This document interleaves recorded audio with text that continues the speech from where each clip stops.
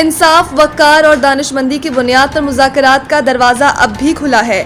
ایرانی صدر کے دفتر نے ملکی قیادت میں اختلافات کی خبریں مسترد کر دی اور کہا کہ ایرانی قیادت کے اندر مثالی اتحاد ہے۔ ترجمان ایران صدارتی دفتر مہدی طباطبائی نے کہا کہ امریکی صدر کا نام لیے بغیر کہتے ہیں کہ دشمن سیاسی پروپیگنڈے کر رہا ہے۔ جھوٹ گھڑنے کے بجائے انہیں اپنی وعدہ خلافی، دھونس اور فریب کاری بند کرنی چاہیے۔ انصاف، وقار اور دانشمندی کی بنیاد پر مذاکرات کا دروازہ اب بھی کھلا ہے۔ علامہ ازیں ایرانی صدر مسعود پزشکیان نے کہا کہ وعدہ خلافی، ناکہ بندی اور دھمکیاں حقیقی مذاکرات میں اور راہ میں رکاوٹ ہیں۔ ایک بیان میں مسعود پزشکیان کہتے ہیں کہ ایران نے مذاکرات اور معاہدے کا خیر مقدم کیا اور کرتا رہے گا۔ دنیا کو آپ کی منافقانہ بیان بازی، دعووں اور عمل میں تضاد نظر آ رہا ہے۔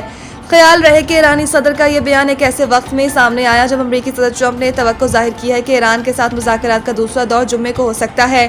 امریکی اخبار کو انٹرویو دیتے ہوئے صدر ٹرمپ کا کہنا تھا کہ فوج کو ہدایت دی ہے کہ ناکہ بندی جاری رکھی جائے اور ہر ممکن صورتحال سے نمٹنے کے لیے تیار رہے۔ جنگ بندی کو اس وقت تک بڑھایا جا رہا ہے جب تک ایران اپنی تجاویز پیش نہیں کر دیتا۔